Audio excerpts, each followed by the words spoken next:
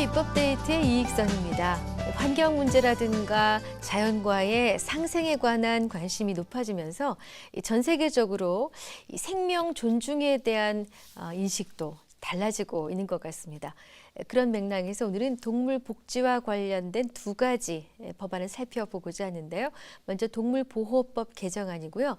또 동물 복지와 관련이 있습니다. 화장품법 개정안도 알아보겠습니다. 두 개정안을 대표 발의하셨습니다. 새누리당 문정림 의원 모셨습니다. 의원님 어서 오십시오. 네, 안녕하십니까. 예, 반갑습니다.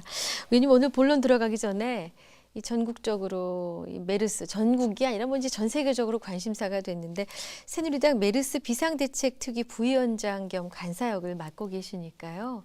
걱정하고 계신 국민 여러분들께 한 말씀 해주고 넘어가셨으면 합니다. 예, 예. 네.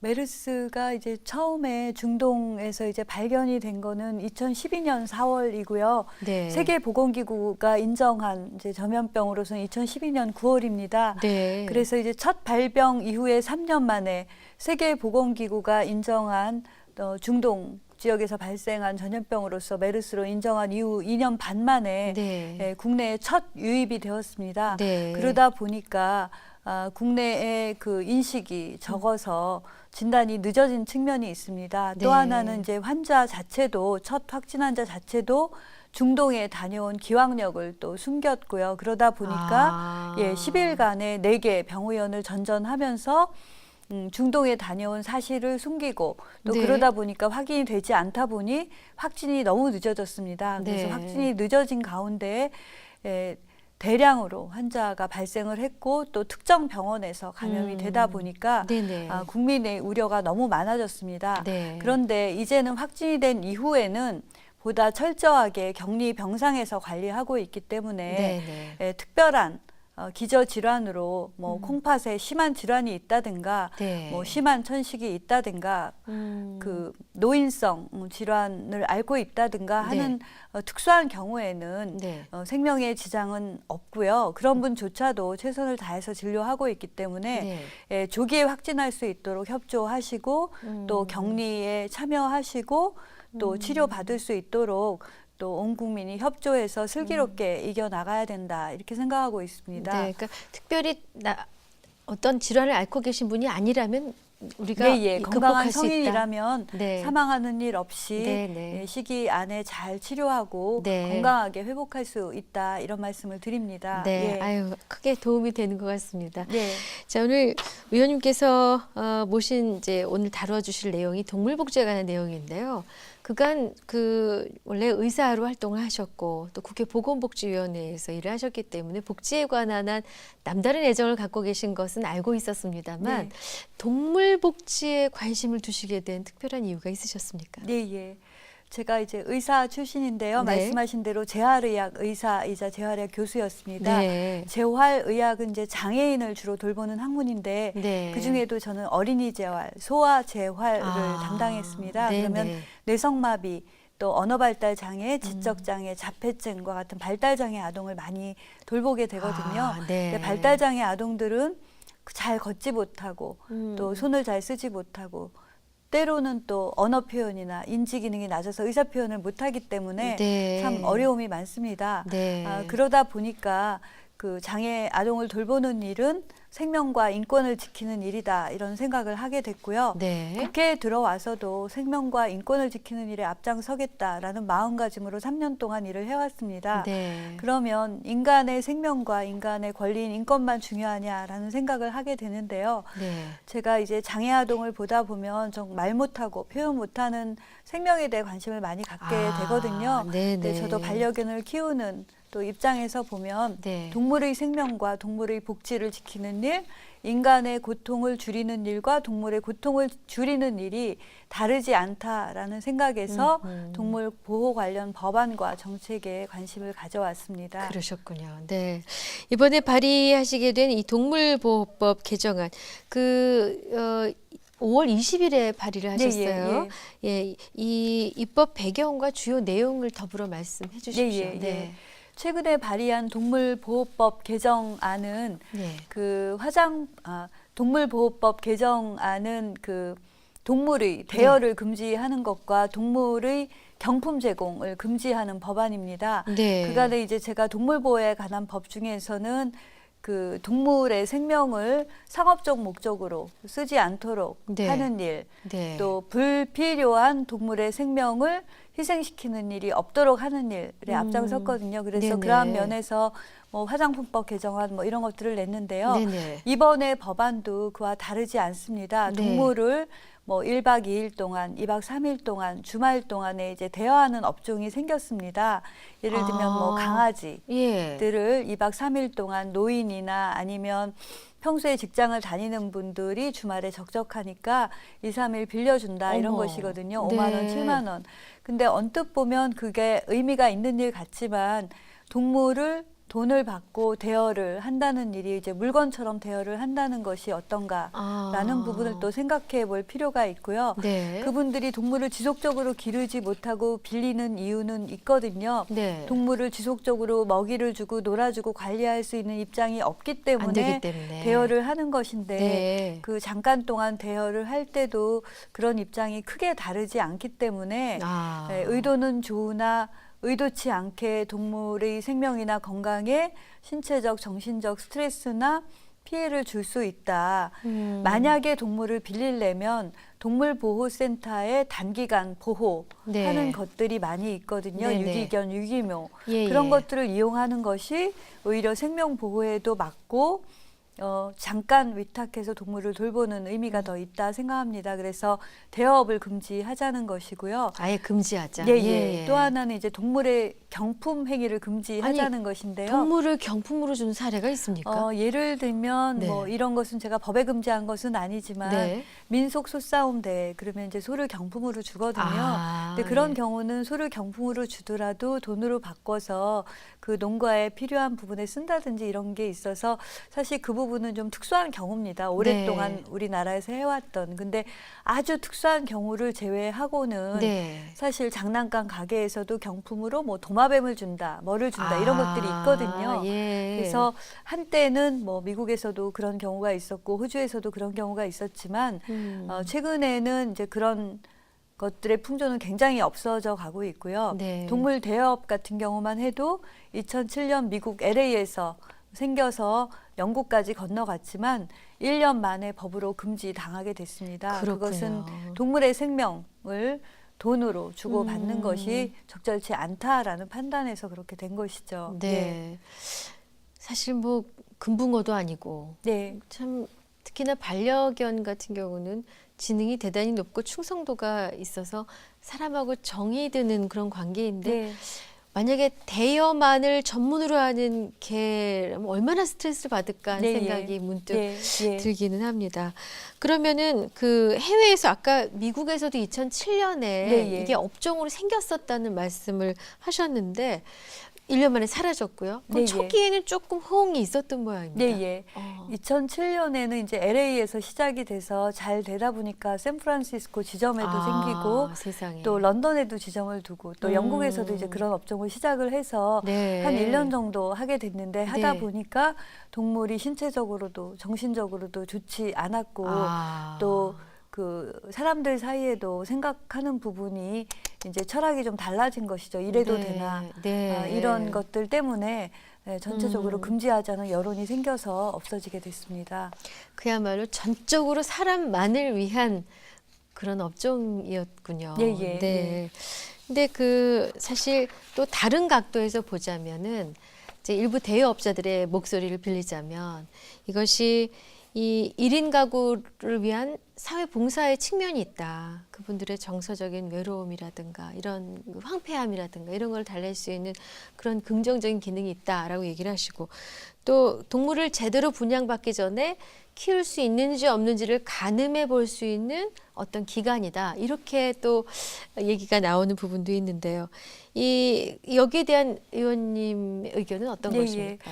그런 주장을 하실 수도 있다고 생각을 하는데요.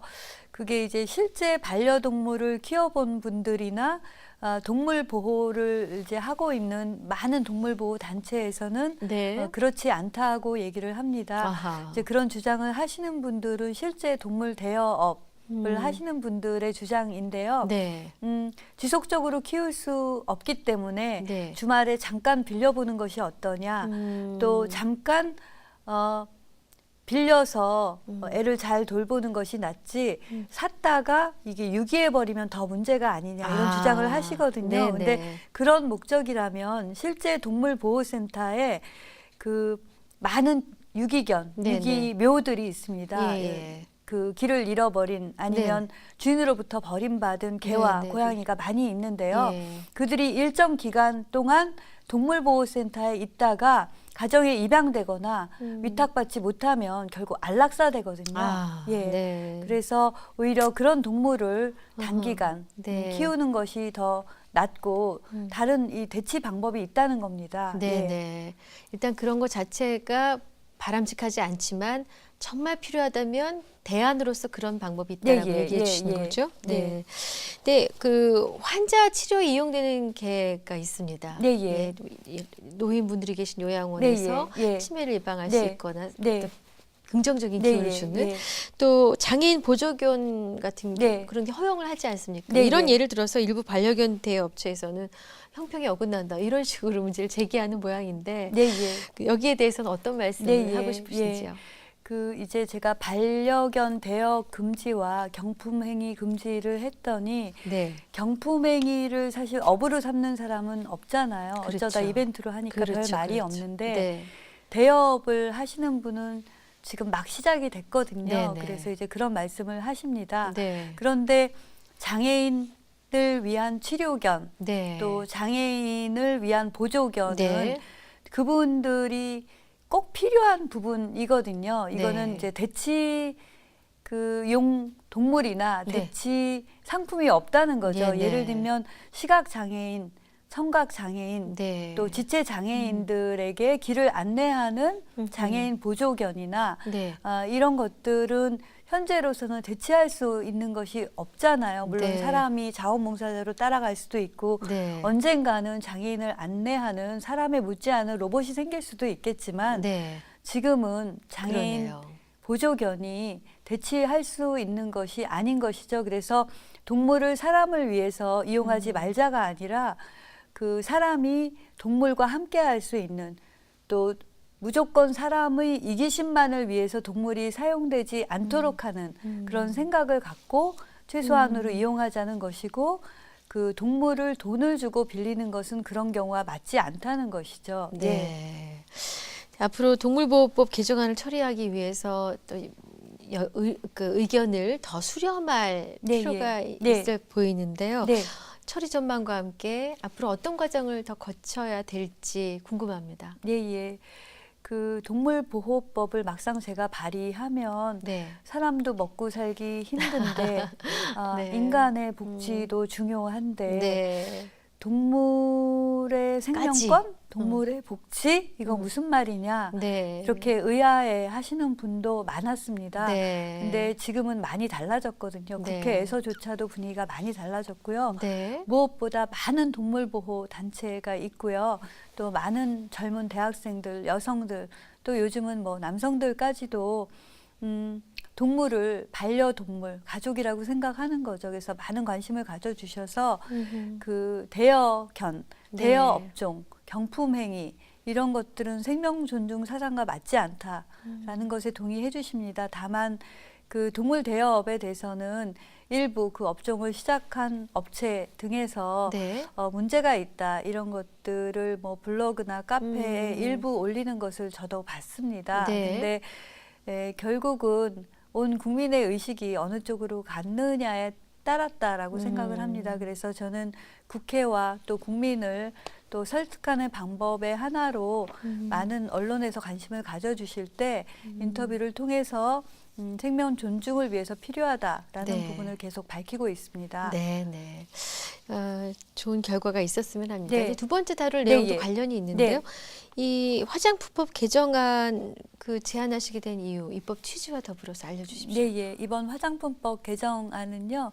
화장품의 동물 실험을 원칙적으로 금지하는 것이거든요. 네. 그러면 이제 동물 실험은 어쩔 수 없는 경우에 하고 있잖아요. 네. 예를 들면 인간의 생명을 구하는 약품, 네. 또 화장품도 역시 그 인간의 그 미를 위해서 쓰는 것이지만 인간의 유해함은 안 되니까 또 불가피하게 이제 동물 실험을 해왔던 것이죠. 그런데 네네. 그 최근의 인식은 약품도 아니고 굳이 인간의 미를 위해서 사용되는 화장품에 위해서 불필요하게 동물을 희생시켜야 되냐라는 여론 때문에 네네. 동물 실험을 화장품을 금지하자라는 분위기가 뭐 한 최근 10년 이내 많이 있었고요. 아, 그렇군요. 예, 예. 그 2003년, 2004년 그때는 유럽 연합에서 동물 실험을 한 화장품의 제품을 네. 금지하는 법이 이미 생겼고요. 네. 2년 전에 2013년에는 그 동물 실험을 한 원료를 네네. 재료로 한 제품까지 아, 판매 그 금지. 화장품을 판매하거나 수입하는 것을 금지하는 네. 법안이 통과됐습니다. 그래서 유럽 연합의 상황은 그렇고요. 네. 최근에는 뭐 이스라엘, 인도도 마찬가지 분위기가 됐습니다. 그리고 음. 동아시아에서는 제가 최초로 법안을 낸 것이고요. 그러면 네.